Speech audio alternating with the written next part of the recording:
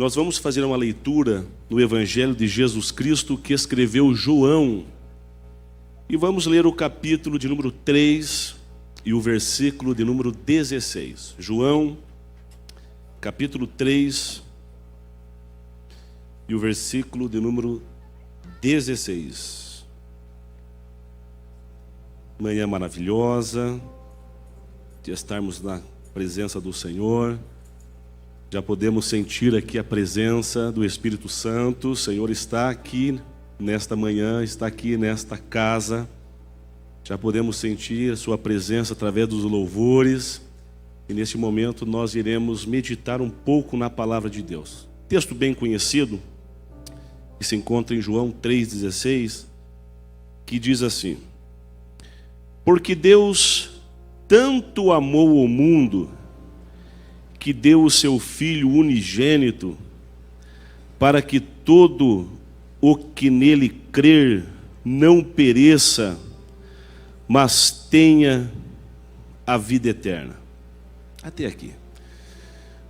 Hoje nós iremos conversar um pouco sobre o amor de Deus. E falar do amor de Deus parece ser uma tarefa fácil, mas não é. Principalmente tratando-se do amor de Deus. Tudo isso porque o amor de Deus é incompreensível. E este amor ele não pode ser descrito em palavras. Muitas das vezes quando você ama alguém ou você ama algo, este alguém ou este algo, ele atrai o seu amor. Alguma coisa que te chama atenção, e aquilo acaba atraindo a sua atenção, aquilo acaba conquistando o seu amor. Mesmo assim acontece com quem é casado,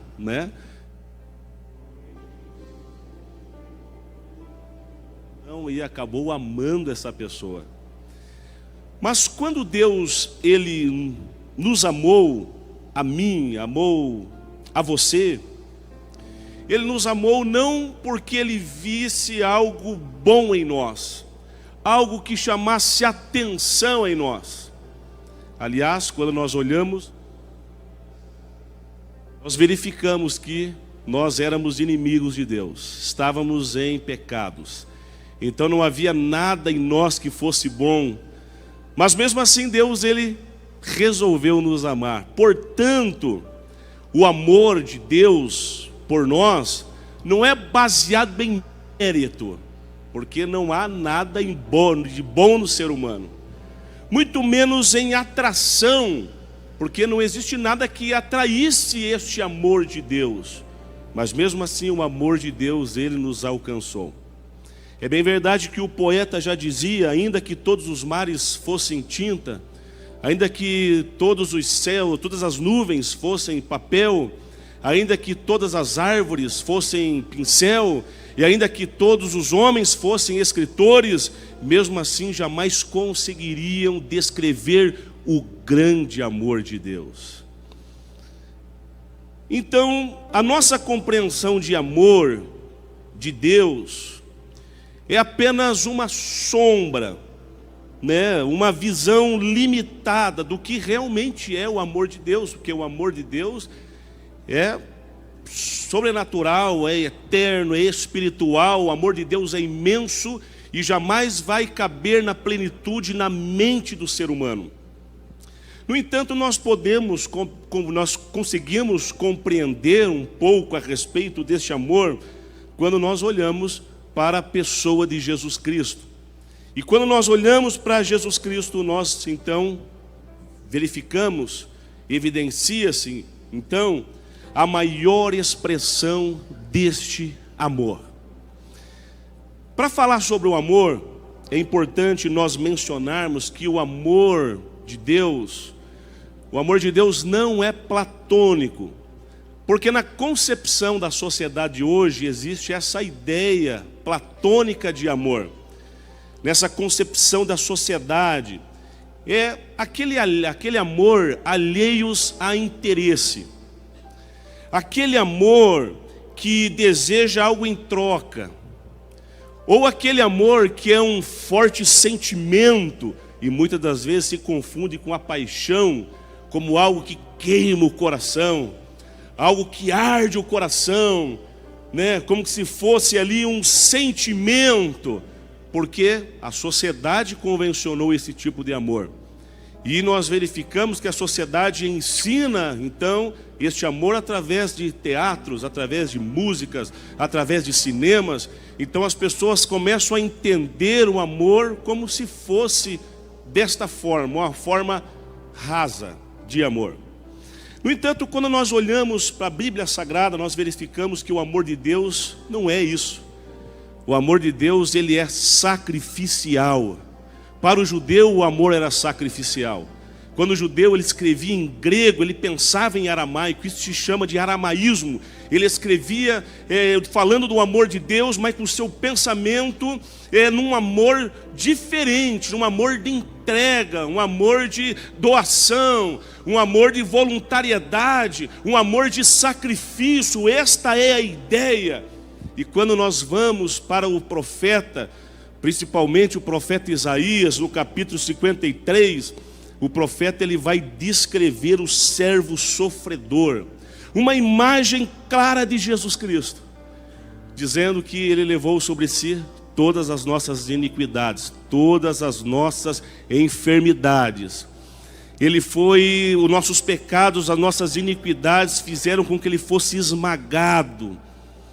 E diz ali o profeta dizendo que ele foi levado como um cordeiro mudo ao matadouro. Esta é a ideia de sacrifício, a ideia de entrega. E Jesus ele se enquadra ao servo sofredor, quando ele renuncia a todos os seus direitos divinos.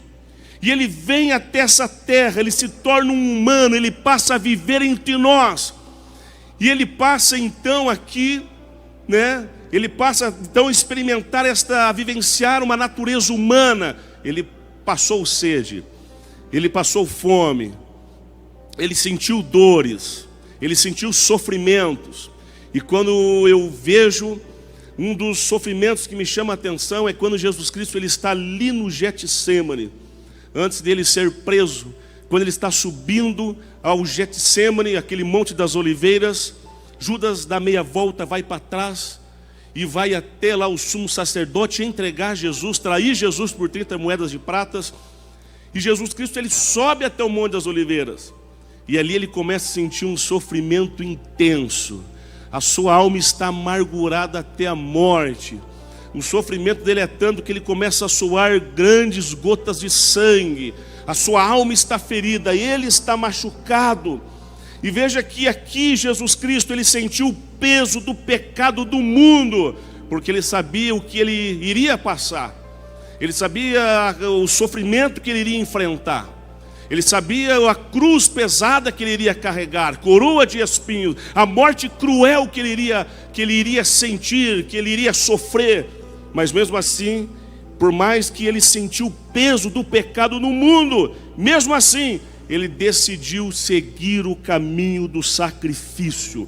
E aqui nós verificamos que isso aqui, esse sacrifício de Cristo, demonstra o amor de Deus, que é mais do que palavras, é uma ação, é uma entrega, é um sacrifício de Jesus Cristo pela humanidade.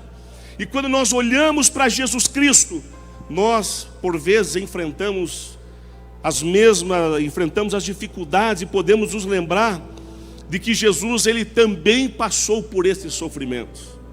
E através do seu exemplo de Jesus Cristo se sacrificando aqui nesta terra por toda a humanidade, por todas as pessoas, de todos os tempos, de todas as épocas, de todas as etnias, de todos os povos, nós podemos confiar que o amor de Deus nunca falha, mesmo nos momentos mais difíceis, mesmo nos momentos de dores, o amor de Deus está derramado em nossas vidas. Ao contrário do que aconteceu quando nós olhamos para a Bíblia Sagrada e nós verificamos a história do sacrifício de Isaac, E Deus certa vez pede para Abraão o seu filho como sacrifício. E o seu único filho da promessa, o filho que Deus fez um milagre na vida dele. Sua mulher já estéril, já com idade avançada, ele com 100 anos. E agora Deus pede Isaque em sacrifício. Mas Abraão, ele coloca em seu coração de obedecer a Deus. E ele reúne todos ali, todos os servos, reúne ali, pega ali todos os elementos ali para fazer o sacrifício.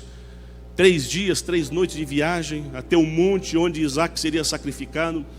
Abraão vai em viagem para lá. Chegando lá, ele prepara então ali o altar para sacrificar Isaque. No entanto, no momento que ele vai sacrificar, Deus intervém na história e o anjo do Senhor diz a ele: não faça isso, porque hoje eu sei que você teme a Deus. E você vai observar que Deus proveu ali, naquele momento, um animal que fosse sacrificado no lugar de Isaque. Um carneiro que estava preso ali. E ele pega, o Abraão sacrifica aquele animal. E houve um substituto para Isaque. Isaque sai ileso. Isaque sai com a sua vida. Mas quando nós olhamos para a história de Jesus Cristo, passando tempos, séculos, quando agora em Jesus Cristo nós verificamos que não houve um substituto para o Filho de Deus, assim como houve um substituto para Isaque. Jesus Cristo, ele foi o sacrifício final. Não houve ninguém que pudesse tomar o lugar do Filho de Deus, porque ele se sacrificou pela humanidade, morreu pela humanidade, ele sentiu as dores, se sacrificou, porque ele tinha que morrer pela humanidade, para que eu e você fôssemos livres, para que eu e você alcançássemos a nossa salvação, para que nós hoje tivéssemos vida, para que hoje nós tivéssemos aqui como amanhã, aqui na presença do Senhor, e pudéssemos louvar ao Senhor, e Deus receber o nosso louvor, Deus receber a nossa adoração, para que no amanhã aqui hoje, você orasse, dobrasse o seu joelho, e o Senhor nosso Deus ouvisse as suas orações, para que no amanhã como essa de ceia, nós pudéssemos celebrar a ceia do Senhor, e pertencer ao corpo de Cristo, pertencer à igreja de Jesus Cristo, pertencer ao corpo de Cristo. Então ele morreu na cruz por nós, não por acaso, mas por um plano de redenção. E a morte de Jesus Cristo foi a maior prova do amor de Deus, a maior demonstração do amor de Deus. E aqui nós podemos extrair, podemos aqui tirar uma lição aqui valiosa, grandiosa, que o amor verdadeiro, ele exige entrega. E devemos viver em gratidão por esse amor que nos alcançou.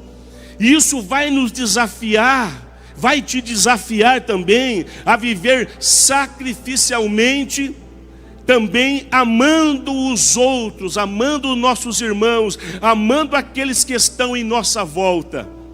Devemos refletir esse amor, devemos reverberar esse amor, devemos amar as pessoas não por nada em troca, não por aquilo que ela é, aquilo que ela tem a oferecer, não porque ela me ama, não porque é meu amigo e minha amiga, mas porque é um mandamento, porque eu devo amar. E quando eu faço isso, eu sou reconhecido como um discípulo de Jesus Cristo. Quando eu amo a pessoa, mesmo ela sem merecer o meu amor, mas mesmo assim eu me entrego como sacrifício, e eu amo essa pessoa, eu me dou a essa pessoa, eu me entrego a essa pessoa, sem esperar nada em troca, porque isto é o amor, e deve existir esse amor nos relacionamentos. Nós que somos cristãos, nós que somos igreja, nós devemos refletir, expressar esse amor de Deus nos relacionamentos. Quando você olha Lucas capítulo 6, versículo 27 ao versículo 29, Jesus Cristo, ele olha o seu contexto e ele verifica que as pessoas se amavam por reciprocidade. E Jesus vai falar: olha, dessa forma é fácil de amar. Você amar o seu amigo, é fácil. Você amar quem você ama. E Jesus Cristo, ele começa com os mandamentos de amar os inimigos. Jesus vai falar: vocês devem amar os seus inimigos. mesmo aqueles que te xingam, mesmo aqueles que te batem, mesmo aqueles que te roubam, vocês devem amar. E Jesus diz: porque vocês vão ser conhecidos como meus discípulos se agirem dessa forma. Você deve amar como eu amei você, e nisso você vai ser conhecido. E nós devemos reagir então à humanidade, devemos reagir às pessoas, àqueles que estão em nossa volta, com este amor sacrificial. E devemos reagir a essas pessoas como Deus reagiu a nós. Como que Deus reagiu a você?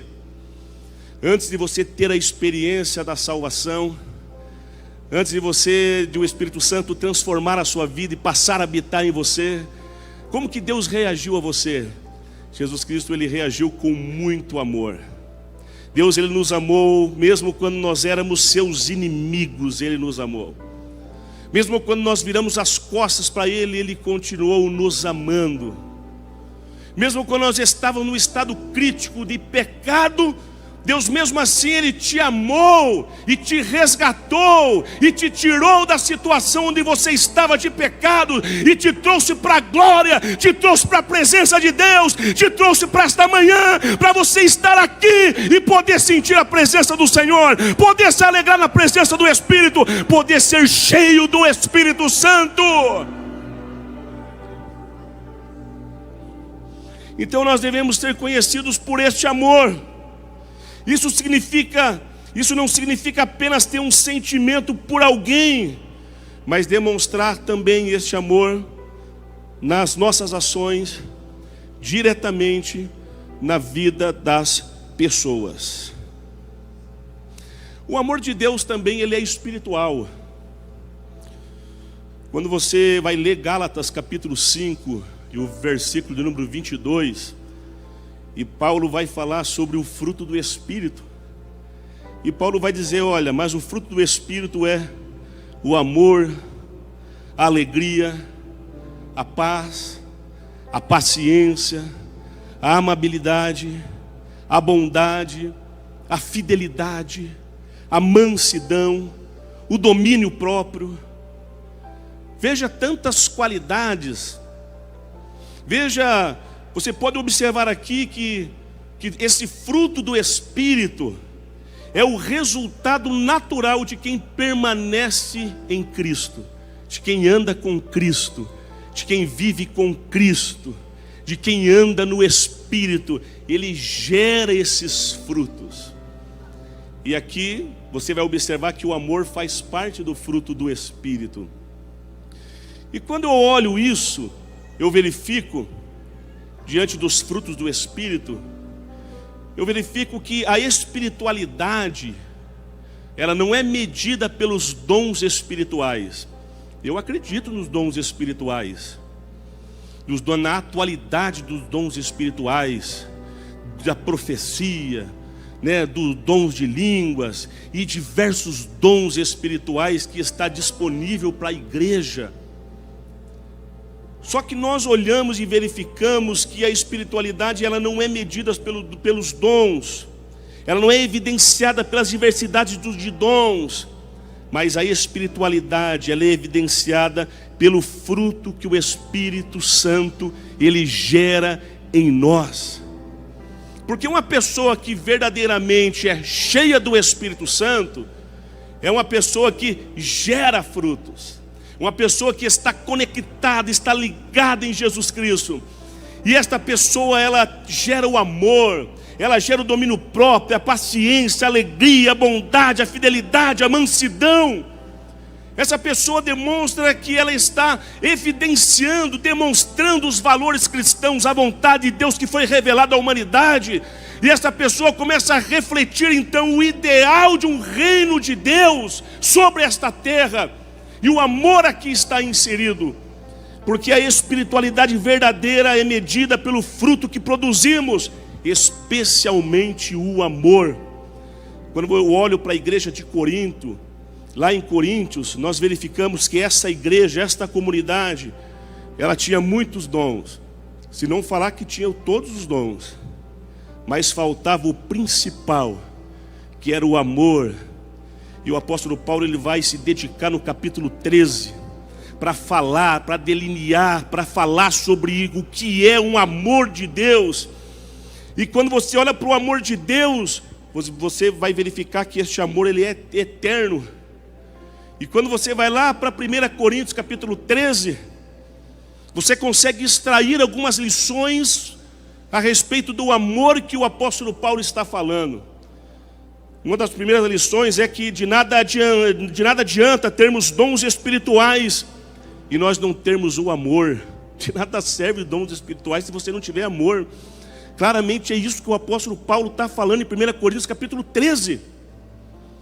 A segunda lição que nós conseguimos extrair é que enquanto os dons um dia cessarão, o amor ele permanece para sempre. Porque na vinda de Jesus Cristo, o texto está muito claro de 1 Coríntios 13, que os dons cessarão. Não existirão mais os dons espirituais, mas o amor ele permanece para sempre.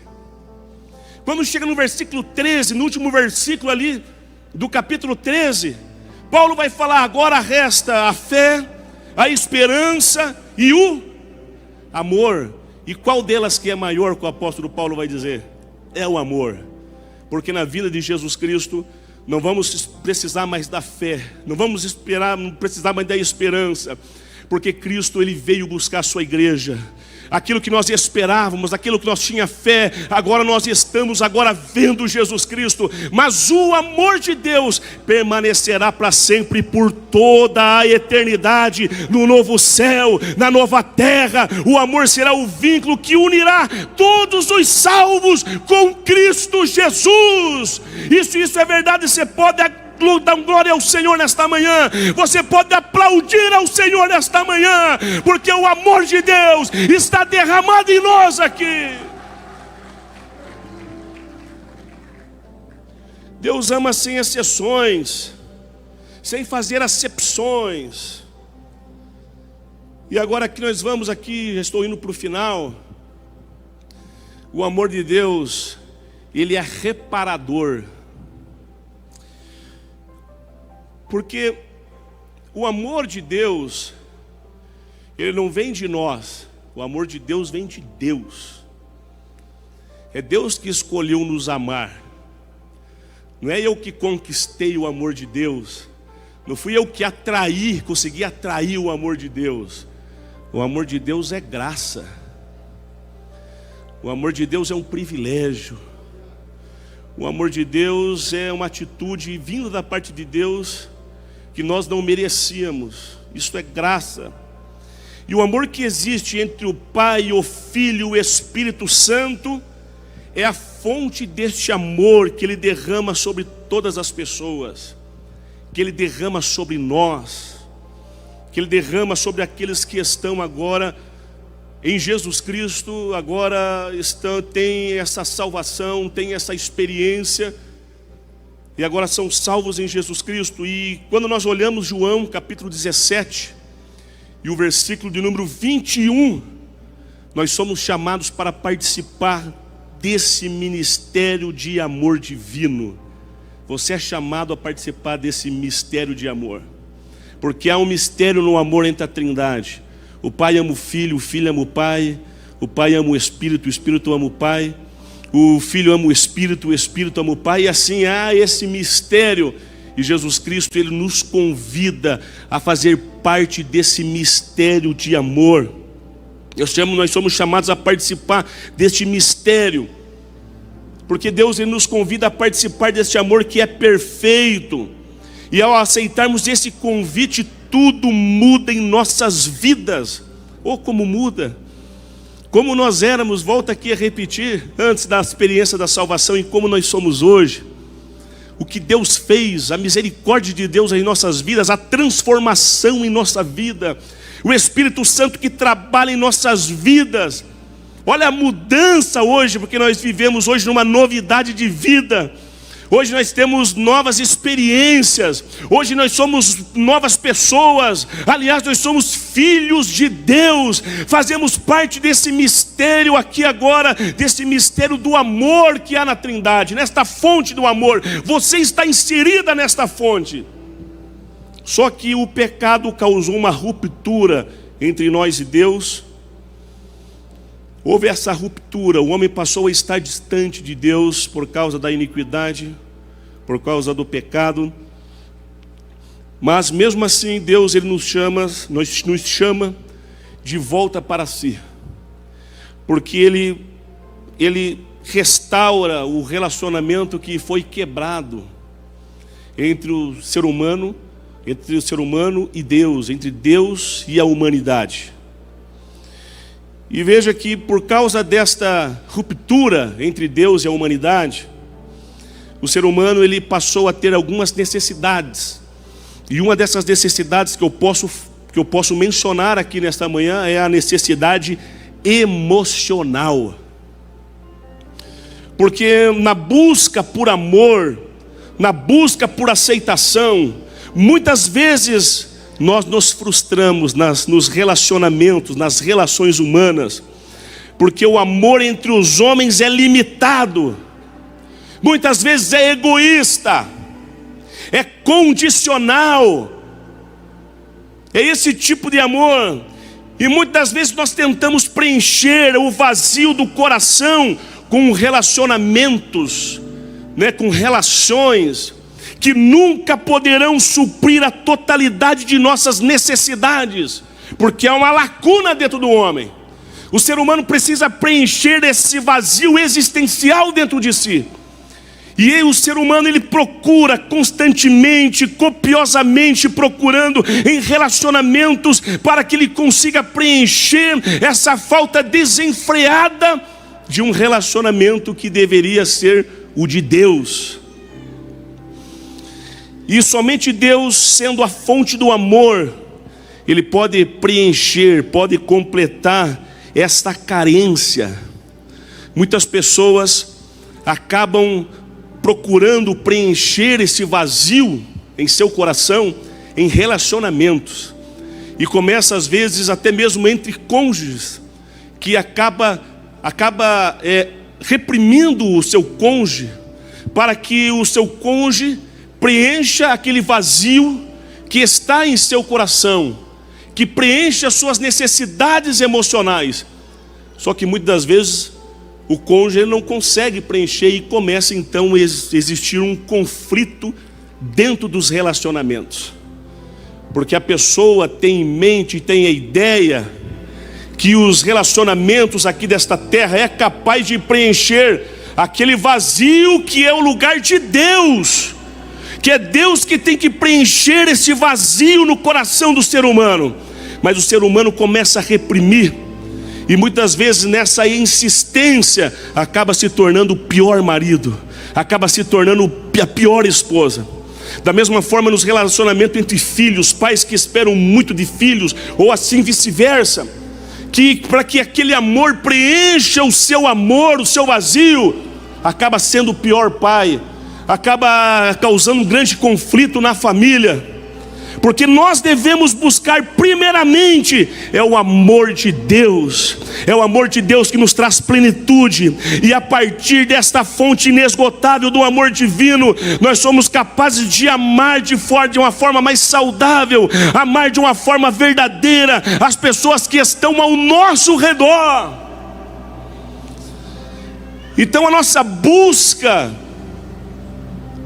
nós devemos preencher o nosso coração dessas necessidades emocionais, buscando o ser, buscando o nosso Senhor, buscando o nosso Deus, buscando Jesus Cristo. Quando colocamos Jesus Cristo em primeiro lugar em nossas vidas, as coisas dão certo.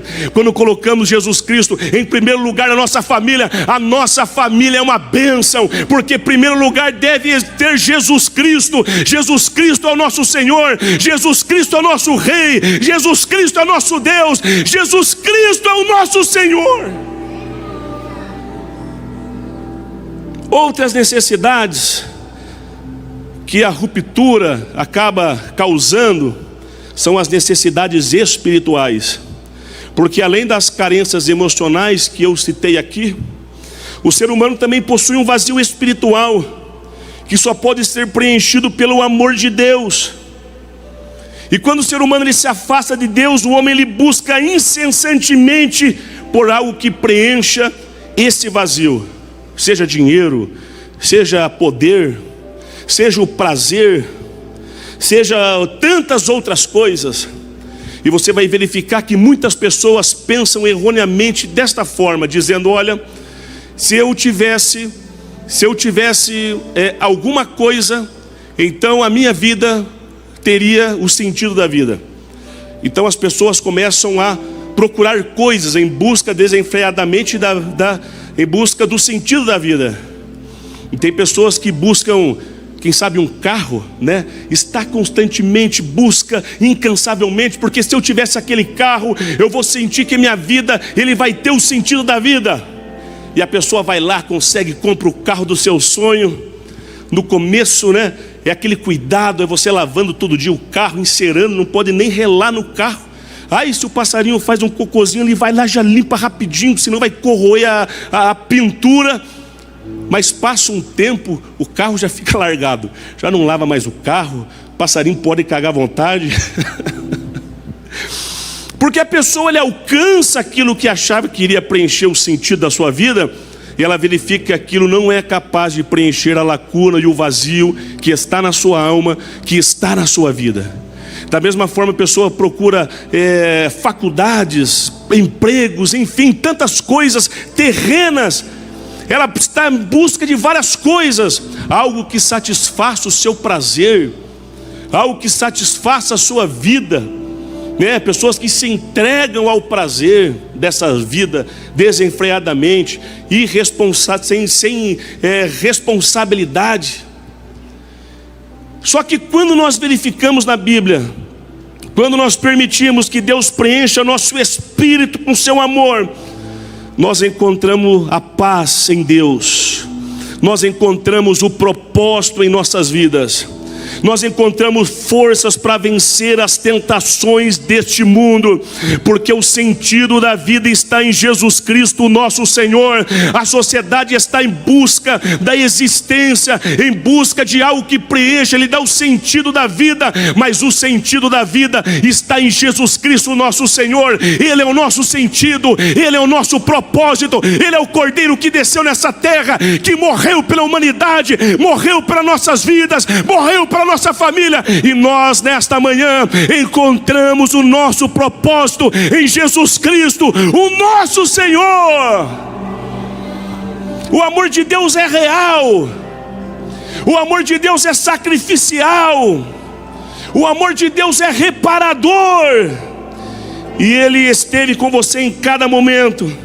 Antes que você viesse à existência, Deus Ele te amou. E o que mais Deus Ele poderia dar para provar o seu amor? Deus Ele deu o seu Filho unigênito para provar o amor que Ele tem para a sua vida. Vamos nos colocar em pé nesta manhã, vamos orar, vamos agradecer a Deus, porque hoje nós estamos aqui em sua presença. Já já nós estaremos participando da ceia do Senhor, estaremos celebrando a ceia do Senhor. E pare para pensar o que a salvação te proporcionou. A salvação te proporcionou tantas bênçãos, bênçãos espirituais, bênçãos materiais, bênçãos emocionais, bênçãos em todas as esferas de nossas vidas. Este é o benefício, os benefícios da salvação em Cristo Jesus. E o maior delas é o amor de Deus pela tua vida.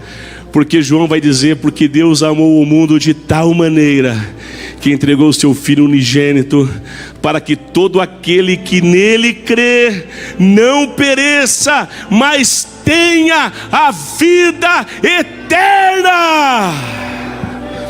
Onde você está, oremos nesta manhã. Senhor nosso Deus, nós te damos graça, Senhor. Nós te louvamos, te bendizemos aqui nesta manhã. Estamos aqui reunidos, Senhor, e já iremos daqui a pouquinho participar da mesa, Senhor. E só temos a te agradecer pelo teu amor que foi derramado em nossas vidas. O teu amor que foi revelado em Jesus Cristo, nosso Senhor. O teu amor, Senhor, que nós hoje sentimos, que hoje nós usufruímos como cristãos, como igreja. E só temos a te agradecer, Senhor. E também nós estamos conscientes que nós devemos, Senhor, expressar este amor que o Senhor teve conosco. Nós também devemos expressar este amor com todas as pessoas com quem nós amamos, com os nossos inimigos também. Nós devemos expressar esse grande amor. Senhor, a tua presença é tudo em nossas vidas, Senhor. Nós não vamos para lugar nenhum, porque o Senhor é o sentido da nossa vida. É o Senhor que preenche todas as nossas necessidades emocionais, as nossas necessidades espirituais.